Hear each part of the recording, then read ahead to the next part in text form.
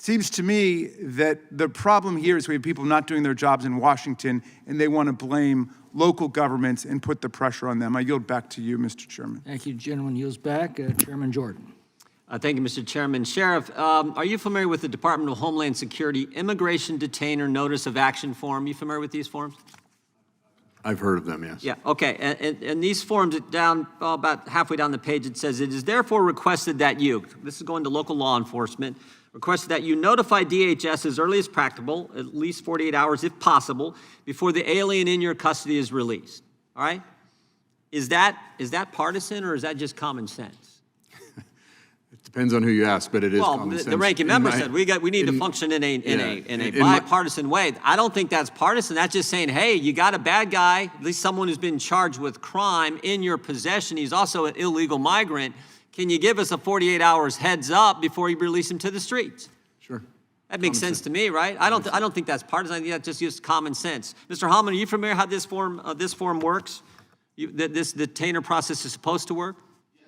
All right, the next line says, maintain custody of the alien for a period not to exceed 48 hours beyond the time. Again, we're requesting you do. They're not demanding. We're just requesting you help us out. Law enforcement working with other law enforcement to protect the safety of law enforcement and, of course, the public at large, beyond the time when he or she would otherwise have been released from your custody to allow DHS to assume custody. Again, that seems like common sense to me.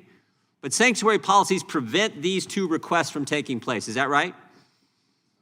If you're a sanctuary state, sanctuary city, you don't comply with these.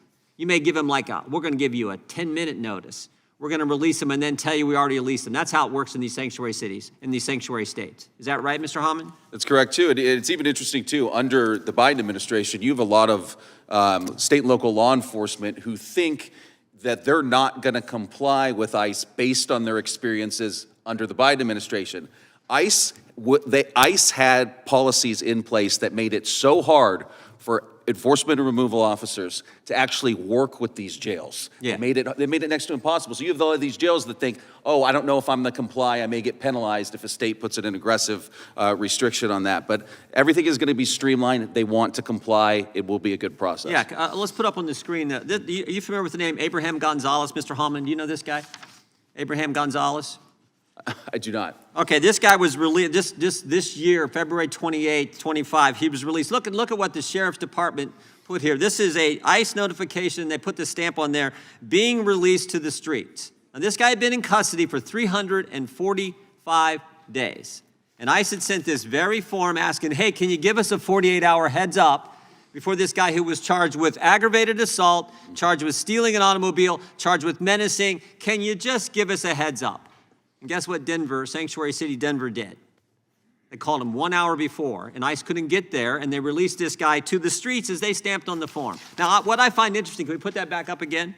What I find interesting is under the section flag, see it over there on the right-hand side? It says he's cleared, but then look what it says, violent to staff. So the very people who released him to the streets knew this guy. He'd been charged again with aggravated assault, stealing a car, but he'd also been violent to the very people in the jail who were holding him, and they still wouldn't give notice to ICE. And then, as I said in my opening statement, this guy is released to the streets. ICE goes out to arrest him. Officer gets hurt. They had to tase the guy, so the migrant gets hurt. Tell me how that is not, tell me why that we should have that kind of policy happen, Mr. Hallman. Well, we shouldn't. It doesn't keep our communities safer in any sense. And again, what they're trying to do here is they say, hey, at least we tried. An hour heads up or whatever. But how can they look at that man to release him on the streets, knowing the crimes that have been committed, knowing that risk? How can they say, hey, we'll see you later as he goes off and could potentially commit another crime down the line? I mean, is it worth it to instill trust with the immigrant community? How about, the citizens, and how about the harm that they could face due to the unknown of releasing a dangerous criminal alien to the streets? They knew this guy had a propensity to be violent to law enforcement because he had done it in their very jail, and they can't give federal law enforcement a heads up. Sheriff Wagner, would you have given him a heads up? I think in that circumstance I would. Yeah, you certainly would, but for people who do what you would do, you're now getting sued for that, right? Your attorney general is coming after you. Yeah, and as the gentleman over here said, we should stay out of local business, right? And so here I am with the state attorney coming down on me for trying to juggle the whole mess. Because that's how law enforcement, you're supposed to work with other law enforcement when you can, not violating the Constitution, just be in good common sense way to make sure people are safe, law enforcement safe, public is safe, and frankly, as I said before, even the migrant is safer when you do it that way, when you do it the common sense way versus the sanctuary city way. And that's what we really have to, I think, that's really the decision here. Common sense or sanctuary city way.